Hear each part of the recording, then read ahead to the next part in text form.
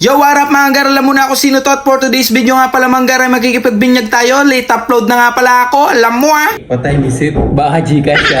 For today's video nga pala mga gar, ito nga pala si Shanti. Nakipagbinyag kami. Kasama ko na naman ang sarili ko at ang ate ko. Ayan alam mo pinakamaganda, pinakamasexy. At ayun pa ang isa kong ate. Nag-hi pa at hello. Nga pala mga gar, ito ang kanilang handa. Tira-tira na lang ang natagan sa akin. Tingnan mo naman.